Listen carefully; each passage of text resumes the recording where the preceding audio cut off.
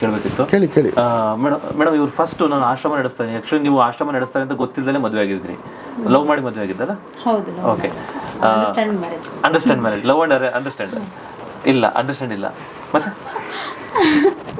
Sir ಅದೇನಂದರೆ love ಗಿವೆಲ್ಲ sir, ಬರೀ understanding marriage ಅಂದರೆ ನಿಮ್ಗೆ ಕೇಳೋಕ್ಕೆ ಸ್ವಲ್ಪ ಅನ್ನಿಸ್ಬೋದು, ಏನು ಈ ಥರ ಹೇಳ್ತಾರಲ್ಲ ಅಂಡರ್ಸ್ಟ್ಯಾಂಡಿಂಗ್ ಅಂತ. ಅಂದರೆ ನಾನು ಡ್ಯಾನ್ಸ್ ಮಾಸ್ಟರ್ ಆಗಿದ್ದೆ, ಇವರು ಡ್ಯಾನ್ಸ್ ಕ್ಲಾಸಿಗೆ ಬಂದರು ಸ್ಟೂಡೆಂಟಾಗಿ. ಹಂಗೆ ಬರ್ತಾ ಇರ್ಬೇಕಾದ್ರೆ ನಮ್ಮ ತಾಯಿ ನನ್ನ ತಂಗಿಗೆ ತುಂಬ ಇಷ್ಟ ಆಗ್ಬಿಟ್ಲು. ನನ್ನ ತಂಗಿಗೂ ಇವಳು ಮತ್ತು ತುಂಬ ಕ್ಲೋಸ್ ಫ್ರೆಂಡ್ಸ್. ಎಲ್ಲ ಕಡೆ ಶಾಪಿಂಗ್ ಹೋಗೋದು, ಅಲ್ಲಿ ಹೋಗೋದು, ಇಲ್ಲಿಗೆ ಹೋಗೋದು, ಆ ಥರ. ಫಸ್ಟ್ ತಂಗಿ ಕ್ಯಾಚ್ ಹಾಕ್ಕೊಂಡ್ರು. ಹಂಗಲ್ಲ, ಇವಳು ಅವಾಗ ಸ್ವಲ್ಪ ಸಣ್ಣಗೆ ನಮ್ಮಮ್ಮ ಇವಳು ನೋಡಿದ ತಕ್ಷಣ ಫಿಲ್ಮ್ ಆ್ಯಕ್ಟ್ರ್ ಇವಳಿದಾಳಲ್ಲ, ಹೆಸರೇನು ಫಿಲ್ಮ್ ಆ್ಯಕ್ಟ್ರ್ ಇದಾರಲ್ಲ, ಅವ್ರ ಹೆಸರೇನು ರಮ್ಯಾ ಥರ ಅನ್ಸೋರಂತೆ. ಸರಿ ಅಂತ ನಾನು ಡ್ಯಾನ್ಸ್ ಮಾಡ್ಕೊಂಡು, ನನಗೇನು ಅಂತ ಮೈಂಡಲ್ಲಿ ಇಲ್ಲ ಅವೆಲ್ಲ. ನಾನು ಡ್ಯಾನ್ಸ್ ಕಲಿಸೋದು, ಒಂದು 89 ಜನ ಮಕ್ಕಳು ಬರೋರು, ನಾನು ದುಡಿಮೆ ಬಡಿಯ ಕಟ್ಟಬೇಕು ಆ ಥರ ಎಲ್ಲ ಇರೋದು. ಹಂಗಿದ್ದಾಗ ಏನಾಯಿತು ಅಂದರೆ ಹಂಗೆ ಇವಳು ನಮ್ಮ ತಂಗಿ ಇಬ್ಬರು ಮಾತಾಡ್ಕೊಂಬಿಡೋದು, ನಮ್ಮ ಅಣ್ಣನ ಮದುವೆ ಆಗ್ತೀಯ. ಆಮೇಲೆ ಇವ್ರು ಹಂಗೆ ಬಂದು ಹಂಗೆ ಡ್ಯಾನ್ಸ್ ಕ್ಲಾಸ್ ಇರ್ಬೇಕಾದ್ರೆ ನನ್ನ ತಂಗಿ ಕೇಳಿದ್ಲು, ಅಣ್ಣ ಅನುಪಮನ್ ಮದುವೆ ಆಗ್ತೀಯ? ನನ್ನ ಸ್ಟೂಡೆಂಟ್ಸ್ನೆಲ್ಲ ನಾನು ಮದುವೆ ಆಗಲ್ಲ, ಸುಮ್ಮನೆ ಕೂತ್ಕೊಂಡೋಗಿ ಕೇಳುವ. ಶಿ ವಾಸ್ ಕ್ರೈಯಿಂಗ್, ಹತ್ಕೊಂಡು ಮನೆಗೆ ಹೋಗ್ಬಿಟ್ಟು. ಆಮೇಲೆ ನನಗೆ ಬೇಜಾರಾಯ್ತು, ಪಾಪ ಎಲ್ಲರ ಮುಂದೆ ಹಂಗೆ ಅಂದ್ಬಿಟ್ನಲ್ಲ ಅಂತ. ಸರಿ ಅಂತ ಹೇಳ್ಬಿಟ್ಟು ಆಮೇಲೆ ಹಂಗೆ ಬರ್ತಾ ಇವಳಿಗೂ ಸುಮಾರು ಜನ ಗಂಡು ನೋಡಿದ್ರು ಮನೆಯಲ್ಲಿ. ಇವಳು ಒಪ್ಪಲಿಲ್ಲ. ನಮ್ಮ ಮನೇಲಿ ನಾವಮ್ಮ ನೋಡು ಎಷ್ಟು ಒಳ್ಳೆ ಹುಡುಗಿ, ಅವ್ರ ಮನೆಯಲ್ಲ ಬರೋ ಗಂಡುಗಳೆಲ್ಲ ಬಿಡ್ತಾಳೆ, ನಿನ್ನ ಮೂತಿಗೆ ಯಾವ ಹೆಣ್ಣು ಕೊಡ್ತಾಳೆ, ನಿನ್ನ ಗೌರ್ಮೆಂಟ್ ಕೆಲಸನ, ನಿನ್ಗೇನಿದ, ನೀನು engineer, after all dance master ನೀನು, ಇವತ್ತು ಮಕ್ಕಳು ಬಂದರೆ ಮಕ್ಕಳು, ಇಲ್ಲ ಅಂದರೆ ಇಲ್ಲ, ಫೀಸು ಬರೋಲ್ಲ ನೆಟ್ಟಿಗೆ, ನಿಂಗೆ ಯಾರು ಹೆಣ್ಣು ಕೊಡ್ತಾರೆ, ಹಂಗೆ ಹಿಂಗೆ ಅಂತಾರೆ. ಆಮೇಲೆ ಇವಳು ಆ ಟೈಮಲ್ಲಿ ಏನಾಗುತ್ತೆ ಅಂದರೆ ಹಂಗೆ ಬರ್ತಾ ಇವ್ರ ಮನೇಲಿ ಗಂಡು ನೋಡ್ತಾರೆ. ಬಟ್ ಇವ್ರ ಮನೆಗೆಲ್ಲ ಇವಳು ಹೇಳ್ತಾಳೆ, ಈ ಥರ ಪ್ರಶಾಂತ್ ಅವರು ತುಂಬ ಒಳ್ಳೆಯವರು, ನಾನು ಮದುವೆ ಆಗ್ತೀನಿ ಅಂತ ಹೇಳ್ತಾಳೆ. ಅವ್ರ ಮನೇಲಿ ಒಪ್ಪಲ್ಲ. ಆ ಟೈಮಲ್ಲಿ ಇವ್ರ ಮನೆಗೆ ನನಗೆ ಫಸ್ಟೇ ಇವ್ರ ಅಣ್ಣ ಅಂದರು ನನಗೆಲ್ಲ, ಇವ್ರ ಅಣ್ಣ ಬಂದ್ಬಿಟ್ಟು ಯಾವೂರದು ಆಸ್ಟ್ರೇಲಿಯಾದಲ್ಲಿ ಇರ್ತಾರೆ. ಆಸ್ಟ್ರೇಲಿಯಾದಲ್ಲಿ ನನಗೆ ಸ್ಕೈಪಲ್ಲೆಲ್ಲ ವೀಡಿಯೋ ಕಾಲೆಲ್ಲ ಮಾಡ್ತಿರ್ತಾರೆ ಅವ್ರ ಅಣ್ಣ ನನಗೆ. ಅಂದರೆ ಅವರು ಒಂದು ಅಲ್ಲಿ ಅಷ್ಟು ದೊಡ್ಡ ಫ್ಯಾಮಿಲಿ ಅಂದಮೇಲೆ ಅಂದರೆ ವಿಡಿಯೋ ಅನ್ನಂತಲ್ಲ ಸರ್, ಅಂದರೆ ಅವರು ಆಸ್ಟ್ರೇಲಿಯಾದಲ್ಲಿ ಒಂದು ಕನ್ನಡ ಸಂಘ ಇರುತ್ತೆ, ಅಲ್ಲಿ ಕನ್ನಡ ರಾಜ್ಯೋತ್ಸವ ಎಲ್ಲ ಮಾಡ್ತಾರಲ್ಲ, ಅಲ್ಲಿ ನಾನು ಇಲ್ಲಿ ಕೂತ್ಕೊಂಡು ಸ್ಕೈಪಲ್ಲಿ ಅವ್ರಿಗೆ ನಾನು ಡ್ಯಾನ್ಸ್ ಕಲಿಸ್ತಾ ಇರ್ತೀನಿ. ಅಂದರೆ ಅವರೊಂದು ಟೀಮು, ಅಲ್ಲಿ ಟೀಮ್ ಒಂದು 7 ಜನ, ಇಲ್ಲಿಂದ ನಾನು ಡ್ಯಾನ್ಸ್ ಹೇಳ್ಕೊಡೋದು, ಹಿಂಗೆ 1 2 3 4. ಹಾಗೆ ಬರ್ತಾ ಏನಾಗುತ್ತೆ, ಮನೆಗೆ ಗೊತ್ತಾಗುತ್ತೆ, ಮನೆಗೆ ಬರೋಕ್ಕೆ ಹೇಳ್ತಾರೆ. ಹೋಗ್ತೀನಿ, ಹೇಳ್ತೀನಿ ನೋಡಿ ಸರ್, ಅವರೆಲ್ಲ ಕೇಳ್ತಾರೆ, ಏನು ರೀ ನೀವು ಡ್ಯಾನ್ಸ್ ಕ್ಲಾಸಿಗೆ ಇಟ್ಕೊಂಡು ಡ್ಯಾನ್ಸ್ ಕ್ಲಾಸಿಗೆ ಬರೋ ಹೆಣ್ಮಕ್ಳನ್ನೆಲ್ಲ ಈ ಥರ ಬ್ರೈನ್ ವಾಶ್ ಮಾಡೋದು ಸರಿನಾ? ನೋಡಿ ಸರ್, ಯಾವತ್ತೂ ಬ್ರೈನ್ ವಾಶ್ ಮಾಡಿಲ್ಲ, ಯಾವತ್ತೂ ನಿಮ್ಮ ತಂಗಿಗಾಗಲಿ ನಿಮ್ಮ ಮಗಳಿಗಾಗಲಿ ಯಾವತ್ತೂ ನಾನು ಲವ್ ಯು ಅಂತ ಹೇಳಿಲ್ಲ, ಮದುವೆ ಆಗ್ತೀನಿ ಅಂತ ಹೇಳಿಲ್ಲ. ಬೇಕಾದ್ರೆ ಕರೆದು ಕೇಳಿ. ಕರೆದು ಬಂದು ಇವಳು ಹೇಳ್ತಾಳೆ, ಇಲ್ಲ ಅವ್ರು ಯಾವತ್ತೂ ಹೇಳಿಲ್ಲ, ನಾನು ಹೇಳಿಲ್ಲ, ಬಟ್ ಇವಳು ಅವ್ರು ಕಂಡ್ರೆ ನನಗೆ ಇಷ್ಟ, ಅವ್ರ ಜೊತೆ ಇದ್ರೆ ನಾನು ಚೆನ್ನಾಗಿರ್ತೀನಿ ಅನ್ಸುತ್ತೆ ಅಂತ ಹೇಳ್ತಾಳೆ. ಮನೆಗೆ ಒಪ್ಪಲ್ಲ. ಆಮೇಲೆ ಒಂದು 15 ದಿನ ಆದಮೇಲೆ ರಾತ್ರಿ 2 ಗಂಟೆಗೆ ಎಸ್ಕೇಪು. ಯಾರು ಇವರು?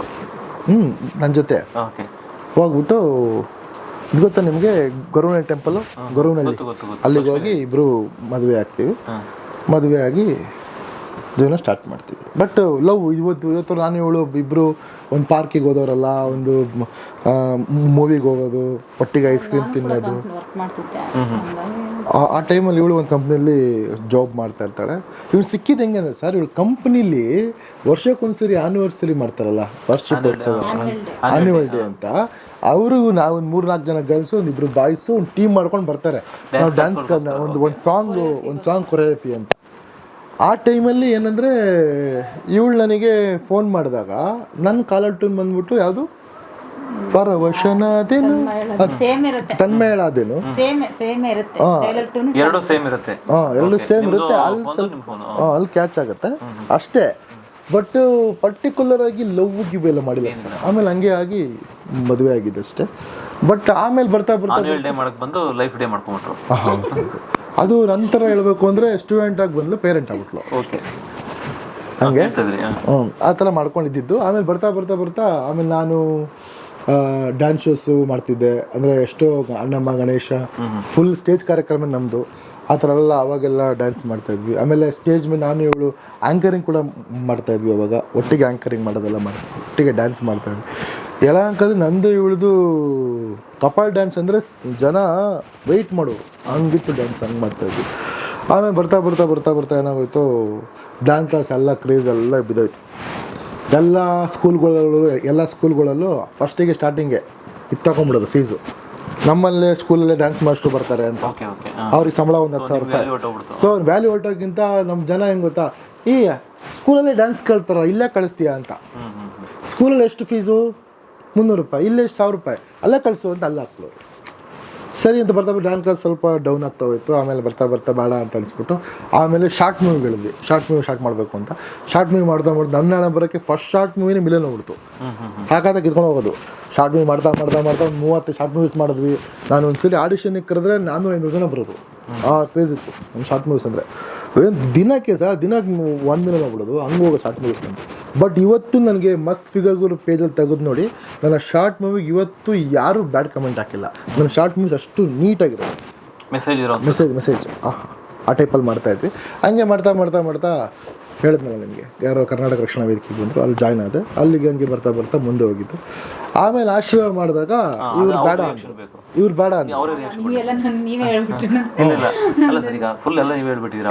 ಅಂತ ಹೇಳಮ್ಮ. ಅಲ್ಲ ಈಗ ಫಸ್ಟು ಅವರು ಈಗ ಡ್ಯಾನ್ಸ್ ಕ್ಲಾಸ್ ಇತ್ತು, ಎಲ್ಲ ಆಯ್ತು, ಅವ್ರನ್ನ ಇಷ್ಟಪಟ್ಟರೆ ಮದುವೆ ಆದ್ರಿ, ಎಲ್ಲ ಆದ್ಮೇಲೆ ಎಲ್ಲ ಬಿಟ್ಬಿಟ್ಟು ಆಶ್ರಮ ನಡೆಸ್ತೀನಿ ಅಂತ ಹೋದ್ರು. ಸೊ ಅವಾಗ ಏನು ಅನ್ನಿಸ್ತು? ಅದೇ ಸರ್, ಅನ್ನೋದು ಪರಿಚಯದಿಂದ ಹೇಳಬೇಕಂತಂದರೆ, ಅದೇ ಇವರೆಲ್ಲ ಹೇಳ್ದಂಗೆ ಸ್ಟಾರ್ಟಿಂಗು ನಾನು ಒಂದು ಕಂಪ್ನಿ ವರ್ಕ್ ಮಾಡ್ತಿದ್ದೆ. ಇವರು ಆವಾಗ ಡ್ಯಾನ್ಸ್ ಸ್ಕೂಲ್ ಮಾಡಿಸ್ತಾಯಿದ್ರು. ಅದೇ ಕಂಪ್ನಿಲಿ ಒಂದು ಫಂಕ್ಷನಿಗೋಸ್ಕರ ಬಂದಿದ್ದು ನಾನು. ಸೊ ಬಂದ ಹಂಗೆ ನನಗೇನಂದರೆ ಇವರು ನೋಡ್ಬಿಟ್ಟು ಅಂದರೆ ಒಂದು ಏನೋ ಡ್ಯಾನ್ಸ್ ಮಾಡ್ತಾರೆ ಅಂತ ಅದನ್ನ ಇಷ್ಟಪಡಬೇಕು, ಮದುವೆ ಹೋಗ್ಬೇಕಂತಲ್ಲ, ಒಂದು ಮೆಚುರಿಟಿಯಿಂದ ನಾನು ಕೂಡ ಯೋಚನೆ ಮಾಡಿದೆ. ಸೊ ಇವ್ರು ಅವಾಗ ಏನು ಮಾಡ್ತಿದ್ರು ಅಂದರೆ ಡ್ಯಾನ್ಸ್ ಕ್ಲಾಸ್ ಮಾಡುವಾಗಲೇ ಡ್ಯಾನ್ಸ್ ಕ್ಲಾಸು ಮಾಡ್ತಾಯಿದ್ರು. ಆಮೇಲೆ ಇದು ನೈಟ್ ಶಿಫ್ಟ್ ಎಲ್ಲ ವರ್ಕ್ ಮಾಡ್ತಾಯಿದ್ರು. ಅಂದರೆ ಒಂದು ಫ್ಯಾಮಿಲೀಸಿಗೆ ತುಂಬ ಇಂಪಾರ್ಟೆನ್ಸ್ ಕೊಡ್ತಾಯಿದ್ರು. ಆಮೇಲೆ ಎಲ್ಲೇ ಆಫೀಸ್ಗೆಲ್ಲ ನಾನು ಡೈಲಿ ನಾನು ಮಲ್ಕೊಳ್ಳೋದೇ ಒಂದು 2 ರಿಂದ 3 ಅವರ್ ಅಷ್ಟೇ.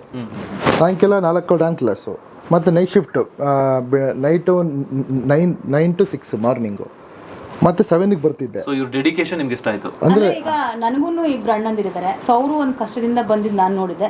ಸರಿ, ಅದನ್ನೇ ನಾನೀಗ ಅಂದರೆ ಕಂಪ್ನಿಲಿ ಹೋದಾಗ ತುಂಬ ಜನ ನೋಡಿದ್ದೀನಿ, ತುಂಬ ಪ್ರಪೋಸಲು ಬಂದಿರುತ್ತೆ. ಬಟ್ ನನಗೆ ಯಾವುದು ಈಗ ಲವ್ ಮ್ಯಾರೇಜ್ ಅದೆಲ್ಲ ನನಗೆ ಇಷ್ಟ ಇರಲಿಲ್ಲ.